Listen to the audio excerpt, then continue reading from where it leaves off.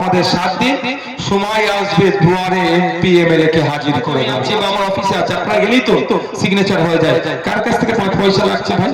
কেউ দিয়েছেন আজ পর্যন্ত?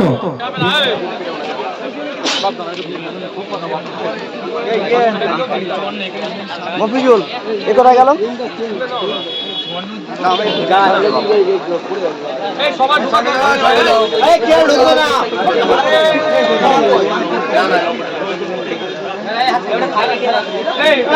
সবাই যাওয়ার দরকার নেই।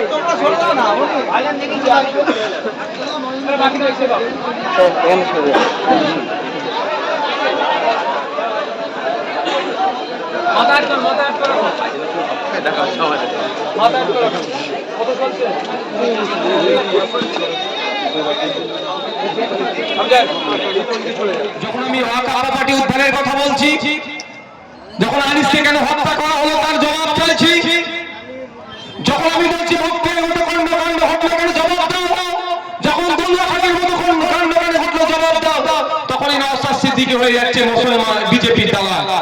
যখন আমি দেবত্ব সম্পত্তি উদ্ধারের কথা বলছি, যখন উমাওয়ারের উপরে আক্রমণ হলো কেন, জল জমি জঙ্গলের উদ্ধারের কথা বলছি, তাহলে স্বাভাবিক যে অধিকার ফিরিয়ে দেওয়ার যখন কথা বলছি, নওশাদ সিদ্দিকীরা তখন বাইসের তখন মুসলমানদের দল হয়ে যাচ্ছে।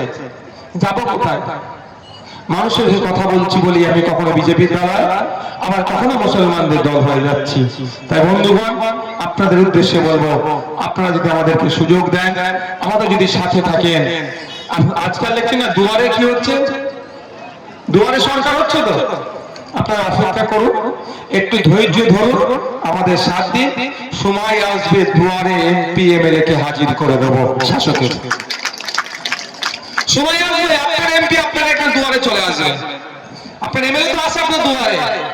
বাকি শাসকের যে এমপি গুলো এমএলএ গুলো না পায়ের উপরে পা নাচিয়ে বেড়ায়, ভোটের সময় যেমন কাকা জ্যাঠা মামা চাচা খালা নানি দাদি বলে ভোট চাই, 4.5 বছর খুঁজে পাওয়া যায় না।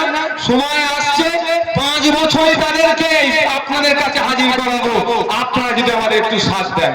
ভাবতে অবাক লাগছে, ভোটের সময় কত ভালো ভালো মিষ্টি মিষ্টি কথা বলে ভোট নিয়ে নেয়, আর একটা সইয়ের দরকার হলে, সিগনেচারের দরকার হলে খুঁজে পাওয়া যায় না।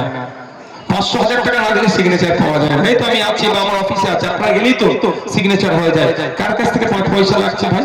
কেউ দিয়েছেন আজ পর্যন্ত? দেওয়ার প্রয়োজন নাই, কারণ এই দায়িত্ব নেব বলেই তো আমি ভোটে দাঁড়িয়েছি। মানুষের সেবা করবো, রাষ্ট্রের সেবা করবো বলেই তো ভোটে রাজনীতিতে এসেছি। তাহলে পরের কাছ থেকে কেন টাকা চাইবো? তাই বন্ধুগণের উপস্থিত হয়েছে,